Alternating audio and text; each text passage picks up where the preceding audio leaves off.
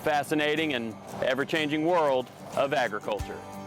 Let's hit the road here in Georgia and meet the farmers, producers, makers, and bakers who keep us all fed and keep us coming back for more.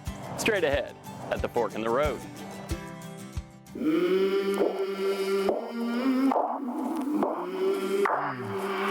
I came from the mud, there's dirt on my hands.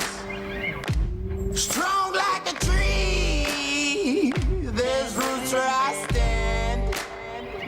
Georgia farmers, artisans, merchants, and producers, we depend on these men and women every day of our lives through the choices we make and the food we consume. Their strategy and approach is always shifting, but the end game remains the same: results.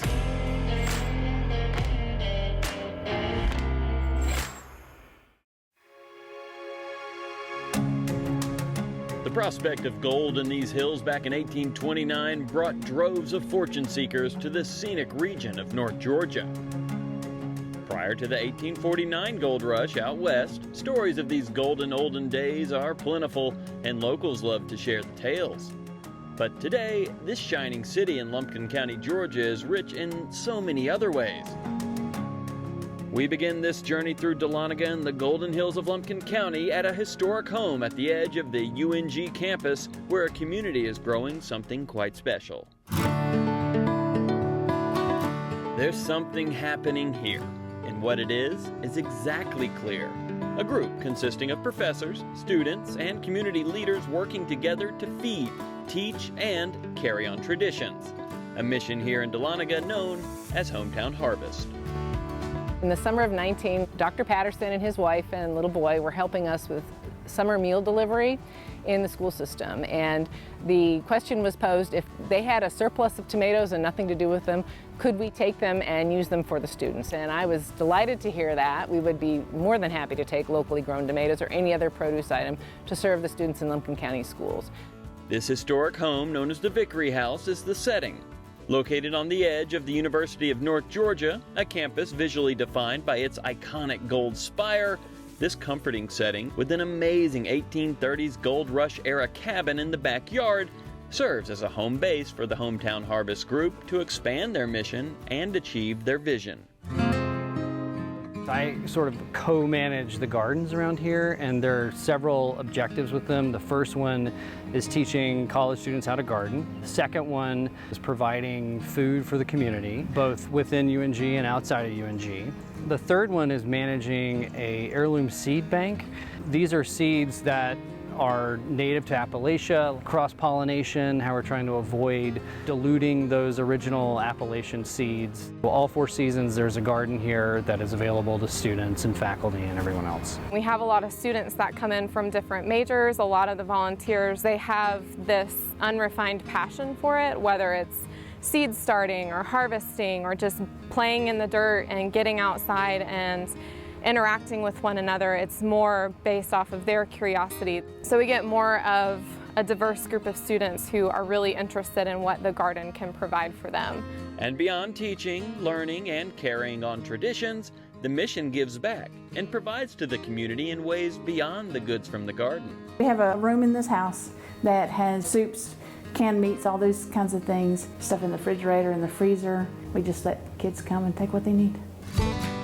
There's so much being offered within and outside of these historic walls of the Vickery House. Some students need to look no further than the white picket fence that runs along the sidewalk.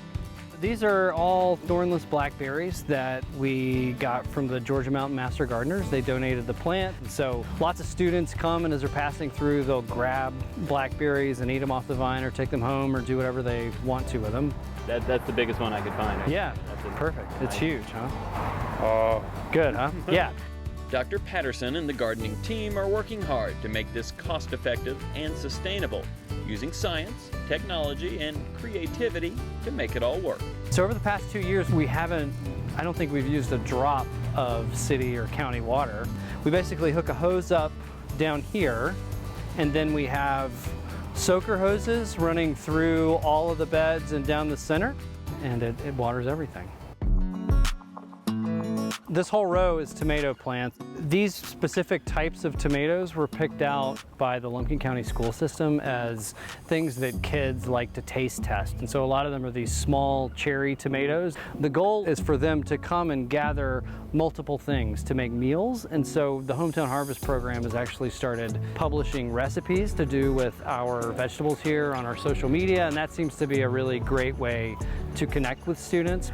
You know, once you get them over the hurdle of collecting it, then they sort of don't know what to do with it. And so we figured out that we need to also provide them fairly quick and easy recipes that they could use in their dorm room or at their parents' house or wherever they live.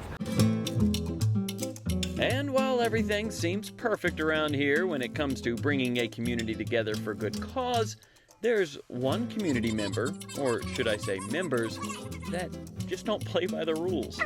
These are heirloom okra varieties, and so these are seeds that have been saved over generations in Lumpkin County. We put these baskets over the top of them because of the groundhog issue. And as you come on down here, these are all cucumbers. These are actually coming back. A groundhog came in and ate it down to the ground, and now they're in the process of regenerating back. There's no hatred in your voice when you say groundhog, but I've heard about 4 instances. That's right. We don't hate them at all. They're wonderful little creatures. So even with the groundhogs adding to an already tough job, this team of UNG students, professors, and committed volunteers proudly come together to make it all work, sharing local traditions and growing new ones together.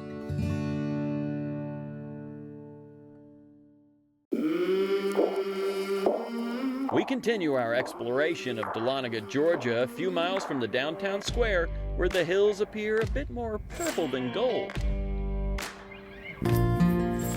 If you drive with your windows down, you'll know you're here. The spring and summer blooms boast a vibrant purple hue that you can clearly see from the roadside. And once you step inside this cute little shop and meet the mind behind this purple shine, you'll learn that lavender is so much more than meets the eye and the nose. We call ourselves a learning lavender farm or a research lavender farm because lavender is not supposed to grow in Georgia this far south with our climate and our acidic clay soil. So we are checking which varieties actually grow best here, which are your Spanish and your intermediate long stem lavenders. There's actually 453 different varieties or cultivars of lavender, and we actually grow 21 of those varieties here. We have our English lavender, or Augustifolia, which is lavandula, and it has a lighter, sweeter smell to it, shorter stem. It's great for culinary uses such as lemonade, teas, cookies, cakes, and so forth.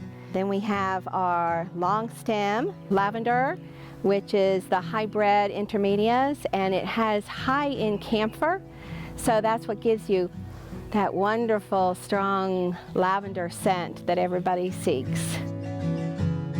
Lavender is inert, and so it's not going to have a real smell unless you manipulate it by touching it or the sun rays or heating it up. It will release the oils from the buds.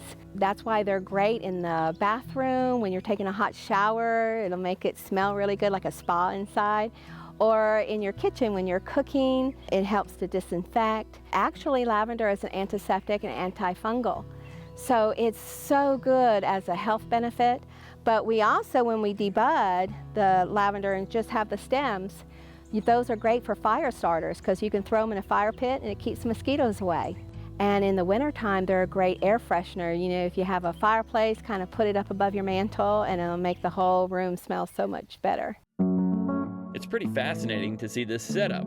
Along with the pleasant aroma, rows of different types of lavender are hanging from the ceiling, connected by a simple yet effective pulley system. Below the hanging bundles are shelves packed with over 100 different natural lavender products to choose from. It has to be soothing to walk into your store, beginning of your day.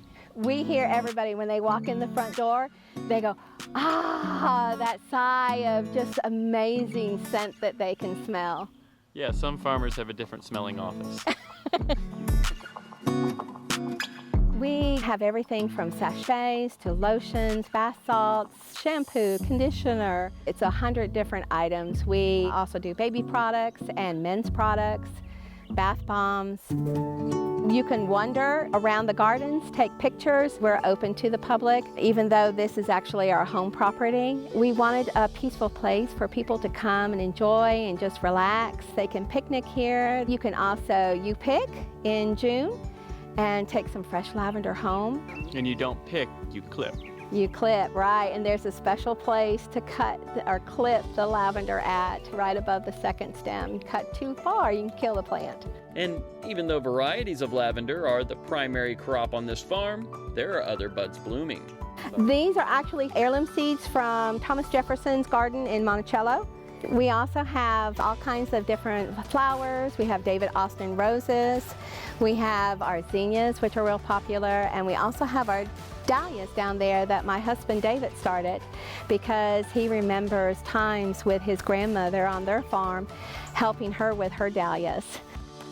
So while most of this mountain town is bathed in gold, this little section of Dahlonega, Georgia proudly displays more of a purple haze. A diverse and valuable crop cared for and cultivated by the Duffys. Just follow your nose and let the lavender show you the way.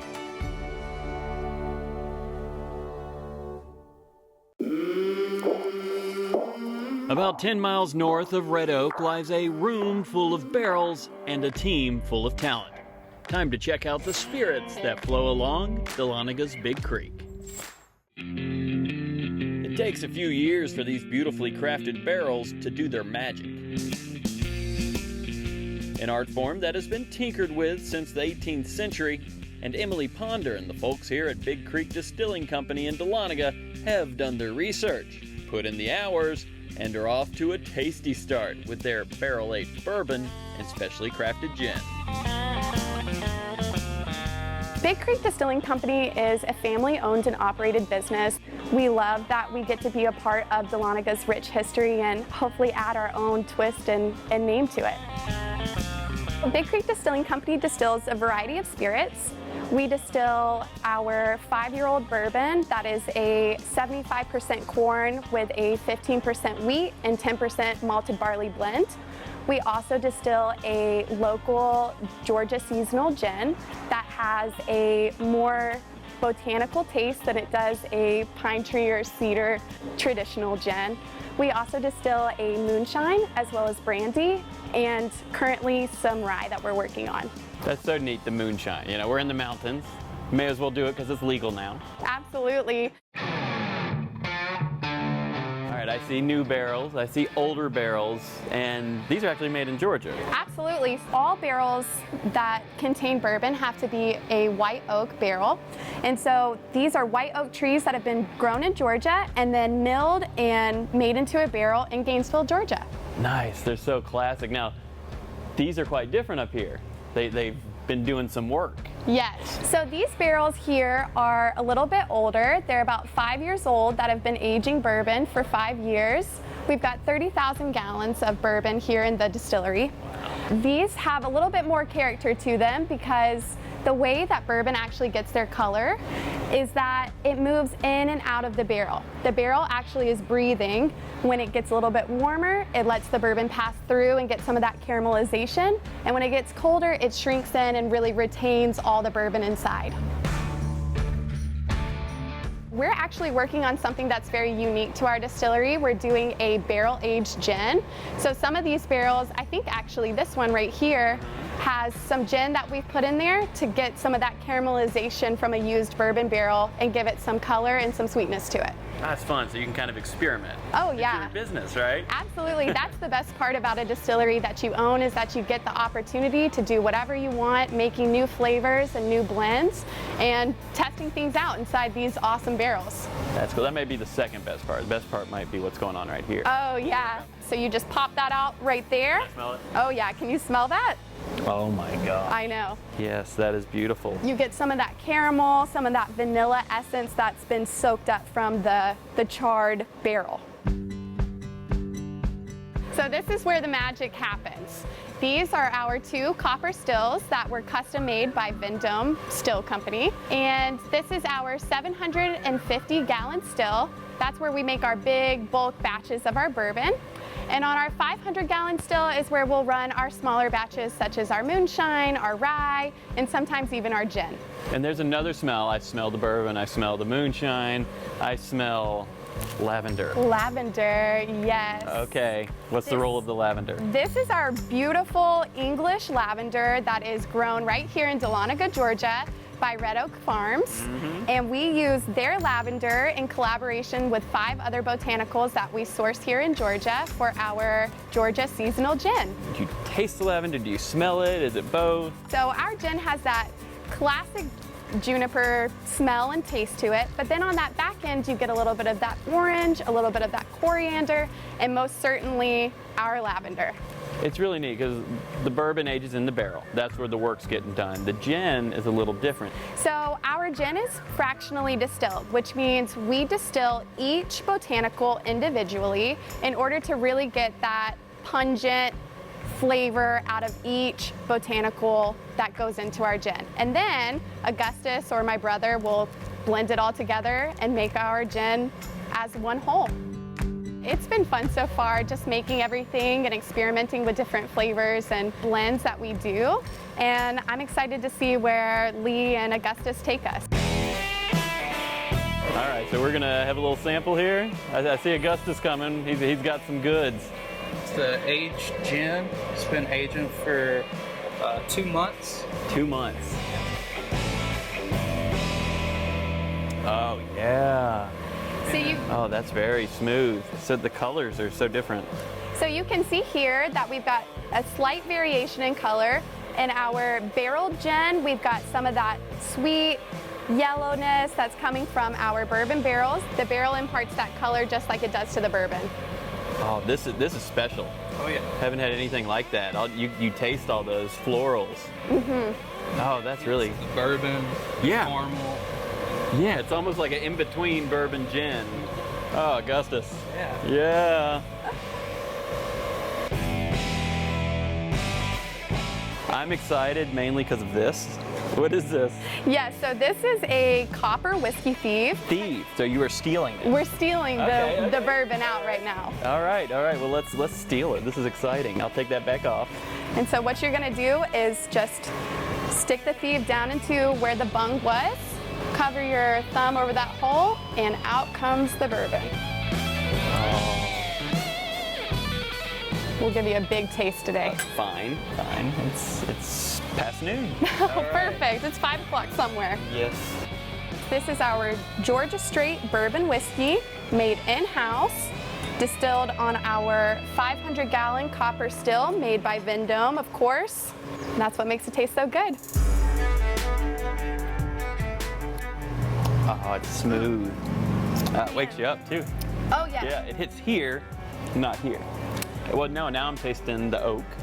You taste that oakiness? Yeah. Yes. So when you're pulling it straight out of a barrel, this is about 130 proof.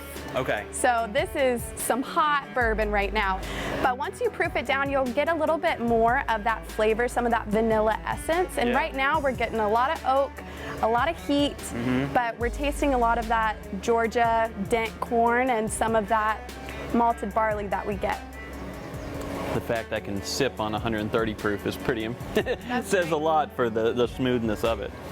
You could say it's perfection in progress. A delightful group of distillers making a high-quality product for customers who want a unique Georgia-born beverage for their own barside collection, or just swing by the tasting room and sample for yourself. I'm sure Emily and the crew will welcome you in for some bourbon and gin.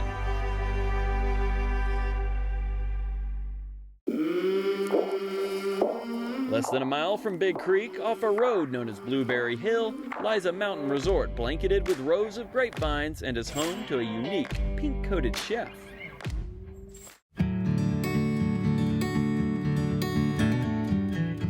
This stunning setting atop Blueberry Hill is just the beginning.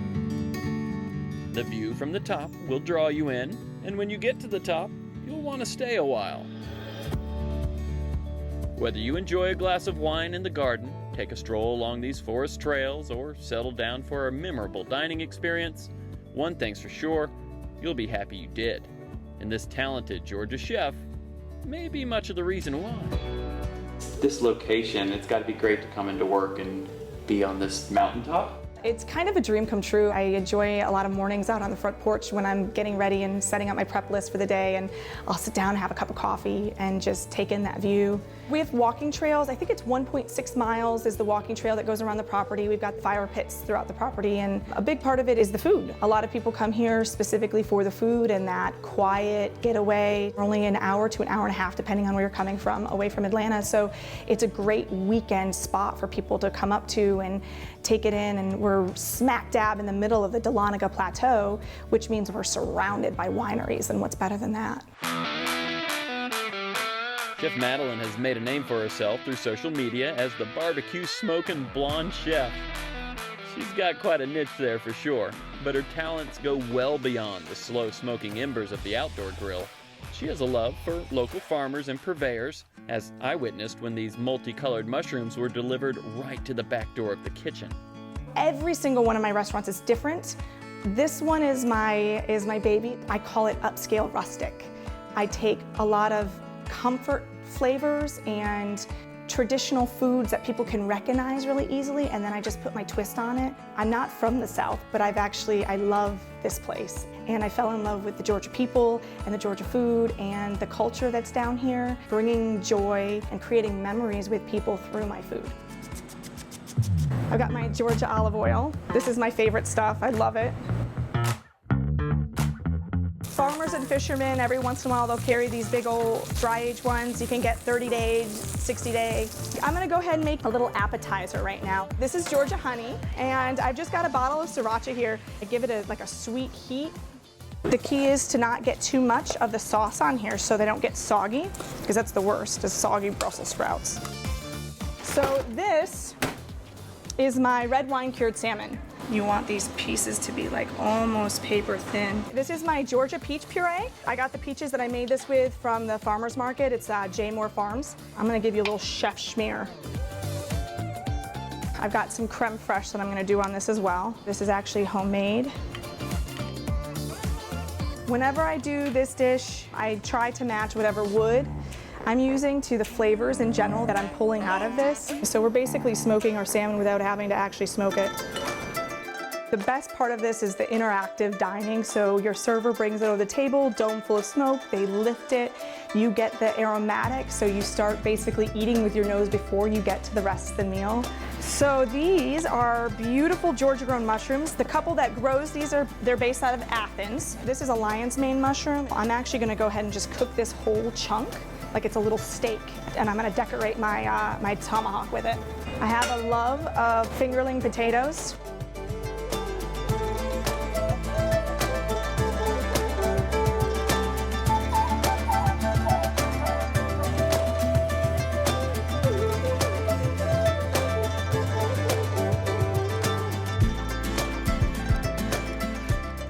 So my clams, they're so delicious. I got the Cepalo Island clams. They're out of Georgia as well. I've been only using those clams, besides every once in a while razor clams, for probably more than 10 years at this point. Wines are fun because we have two different sets. We've got our Georgia grown, and then we have our twisted line. The twisted line is all California grapes that we have shipped in from California, and we do all the crushing and then make the wine here.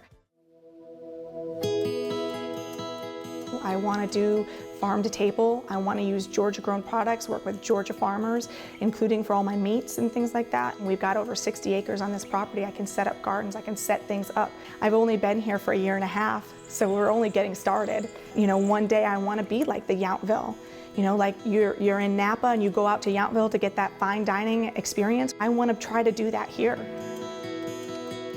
Be it the wine from these Appalachian vines, the bourbon and gin coming from the barrels of Big Creek, the aroma of purple lavender growing in these golden hills, and a community coming together to grow together and share, the people of Dahlonega, Georgia, and the entire Lumpkin County region deliver a variety of Georgia-grown goodness that can only be described as pure gold. I'm David Zelski. See you at the next Fork in the Road.